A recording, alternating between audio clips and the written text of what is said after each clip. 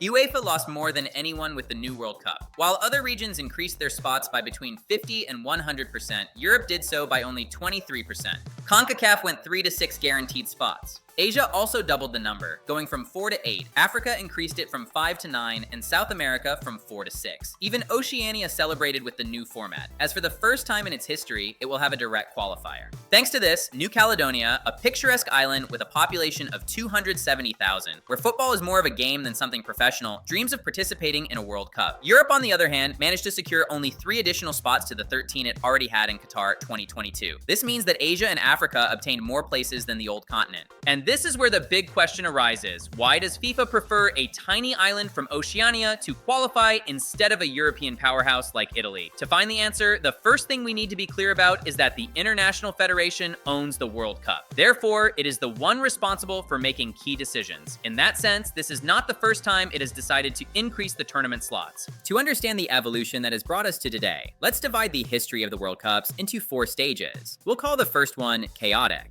It begins in Uruguay in 1930 with the inaugural World Cup and lasts until Argentina in 1978. During that period, the tournament featured up to 16 teams. As for the qualifiers, it was known for lacking a clearly defined process. In fact, for the first World Cup, there wasn't even one. FIFA simply invited countries to join. A total of 13 attended: Argentina, Brazil, Chile, Paraguay, Bolivia, and Peru from South America, the United States, Mexico, and a few Europeans who were France, Belgium, Romania, and the now non-existent Yugoslavia. The context of the time did not help. The world was in the middle of the Great Depression, and the logistical difficulties of getting to Uruguay were considerable. Some teams had to travel by ship for days. For the 1934 Italy edition, there were 31 teams interested in participating in the event. Therefore, now, FIFA established a clear qualification system. Or, well, they established a qualification system. What they basically did was divide them into 12 geographical groups, each with its own rules. Some played home and away matches, while others had a single match to decide. Unlike how it happens currently, all the matches were played over short periods of time, spanning 1 to 2 months. Furthermore, and this is quite relevant, it was not organized by each regional confederation, but directly by FIFA. The process was so chaotic that the qualifiers ended just 3 days before the World Cup began. The final list was made up of 12 European teams: Argentina, Brazil, the United States, and Egypt, who became the first African country to participate in the event. These numbers imply that in the first tournament that had preliminary qualification, 75% of the spots went to what is now known as UEFA. We mention it because it's a clearly higher percentage than the current 33%. If that proportion had been maintained, today we would have 36 teams from the old continent. Another important point about this second edition is that the champion of the previous contest, Uruguay, did not have a guaranteed spot. In any case, they later decided not to show up due to the low participation from Europe that occurred in the previous edition they organized. Can you imagine a country today not attending as a form of protest or due to force majeure? It would be truly crazy. Incredibly, it happened again in the next tournament of 1938. In that case, it was Austria who qualified, but then did not use the spot. Why? Well, because Germany invaded it, and technically it did not exist as an independent country at the time of the event, something that would be a sort of preview of what would later happen in 1942 and 1946, where there was directly no tournament because of the Second World War. The competition would only return in 1950 with just 13 teams. Going back to the World Cups, until the end of the 50s, the process continued to be quite chaotic. In South America, for example, it happened that teams would sign up for the qualifiers, but then not participate. In fact, it was only in the lead up to Switzerland 1954 that the first effective qualifying match was played in South America. In other regions, the system was not particularly organized either. On the way to the same World Cup, Turkey and Spain ended up sharing the same position in the standings. Since there was no clear tie-breaking system, it was simply decided by a draw who would participate in the event. Turkey won.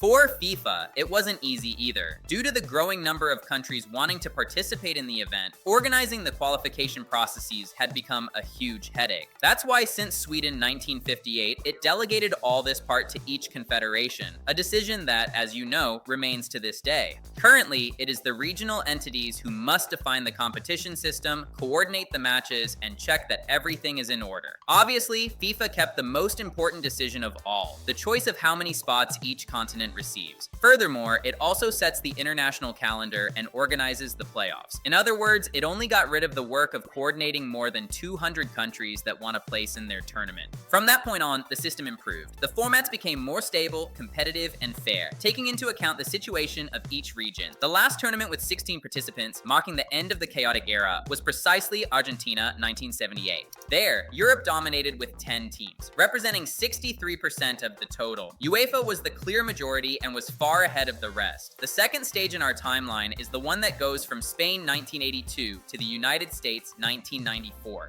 We will call this consolidation. The main change compared to the previous one is that the number of teams increased to 24, representing an increase of 50%. This was the first time FIFA had to decide who to give extra slots to. In that distribution, Europe was undoubtedly the big winner. They took 3 of the 8 places, increasing their total to 13 countries. The South Americans, despite having won more World Cups up to that point, only received 1 extra slot, going from 3 to 4. Asia, Africa, and CONCACAF, on the other hand, increased from 1 to 2 spots. This scheme remained stable until 1994. Unlike the chaotic phase, here order prevailed and the rules were clear. The qualification process ended months before the event, giving the teams enough time to prepare. Argentina and Australia, for example, played the playoff match in November 1993, more than 6 months before the tournament began. On the business level, this also helped, as it allowed for better promotion of ticket sales. As you may know, many people wait until their country qualifies to buy flights, accommodation, and so on. France 1998 marked the beginning of the third stage in this journey through the World Cups, one that would last until Qatar 2022, and we will call globalization. Here, the main feature lies in a new increase in the number of teams, reaching a total of 32. In this case, unlike the previous expansion, FIFA showed a strong interest in increasing the spots for regions that were less significant up until that point. Asia doubled its participation from 2 to 4, and Africa increased from 3 to 5 teams. This increase was key for the debut of teams like Japan and South Africa. CONCACAF and CONMEBOL kept their 3 and 4 direct spots respectively. UEFA, on the other hand, fluctuated between 13 and 14 places, depending on the edition.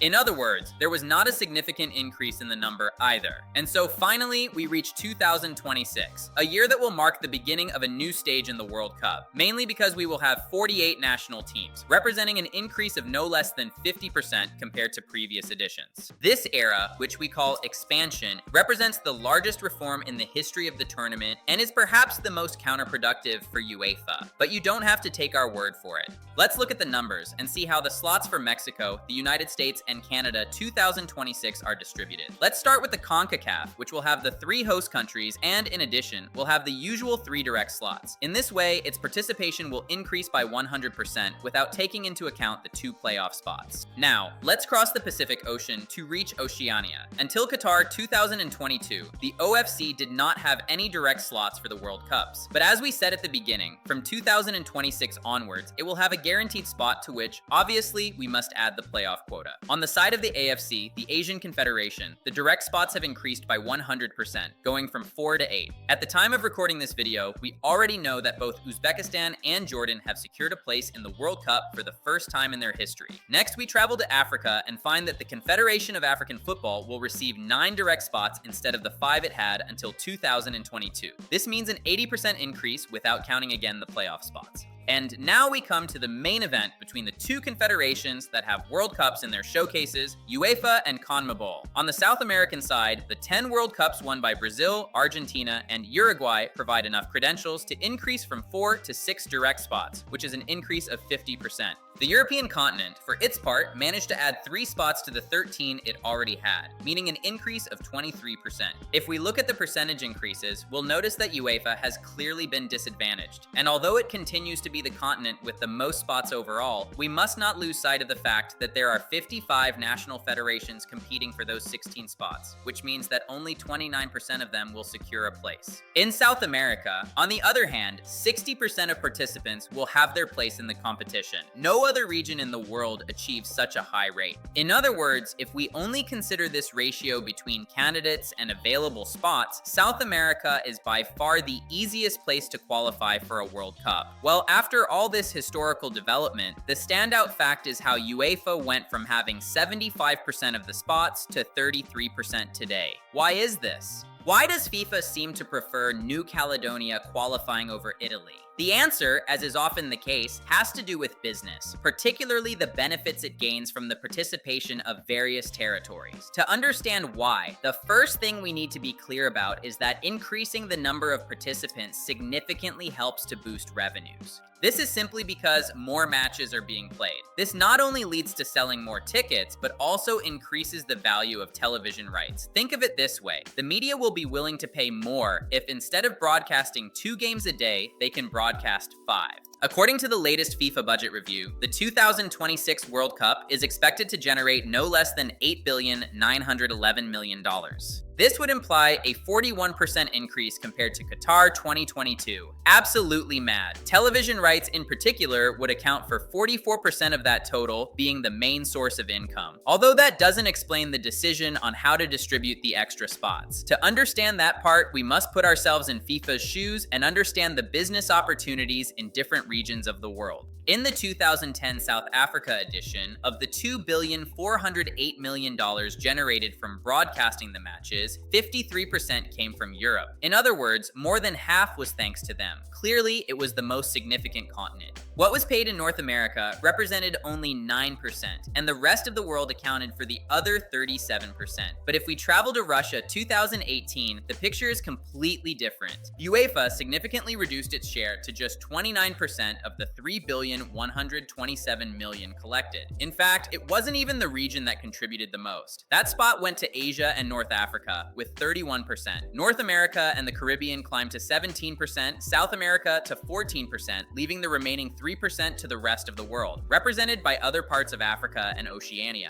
Finally, in Qatar 2022, this trend was confirmed. Europe contributed 31%, Asia and North Africa another 30%, North America and the Caribbean continued growing to reach 19%, South America contributed 13%, and the rest of the world made up the remaining 3%. Therefore, the conclusion is clear: Europe's economic relevance to FIFA has decreased considerably. Or rather, other regions became incredibly more important. If we look at the absolute numbers, while North America paid $211 million for broadcasting the competition in 2010, by 2022, they allocated $650 million, more than triple. I don't even want to imagine the figure they will achieve in this edition, where they will be hosts. At this point, you are probably thinking, the argument is perfect, but I still don't understand why they gave more sports slots to those other regions. What does one thing have to do with the other? At the end of the day, we all want to see the best teams, right? Well, actually, we all want to see our team. The interest in a region for the tournament heavily depends on whether they participate in it. Italy is the best example of this. According to Forbes, in 2014, when the team did participate in the tournament, the media in this territory paid no less than 180 million euros to broadcast the event. But in 2018, without national qualification, the amount would have decreased to 80 million. That is less than half. Obviously, the one who takes that financial hit is none other than FIFA. They would have preferred to have the Azzurri instead of Iceland or some other country with less economic weight. But if we said that having the national team is crucial for a country to pay more, and at the same time, we mentioned that there are certain regions that are growing in importance, it makes a lot of sense to give more spots to those places. Imagine what it could mean for a nation like China to start consistently ranking, and for the North American powers to keep securing their place in every edition. That is why the International Federation prefers to give more space to the rest of the world than to Europe, because it believes that, in terms of business, it can achieve a far superior return than by adding an extra place from the old continent. UEFA, on the other hand, although it has some concerns about this, is much more focused on developing its own competitions, strengthening national team tournaments like the European Championship and the Nations League. At the end of the day, if the World Cup transforms into a championship with many not very relevant teams, then that can have a direct impact on the sporting appeal. Just remember Mbappe's statement saying that the European Championship was a more challenging competition than the World Cup because it has a high level right from the group stage. And while in terms of prestige, they cannot be compared, certainly adding irrelevant teams can lead to a decrease in the perceived value of the tournament. It is also true that we could interpret FIFA's decision in exactly the opposite way.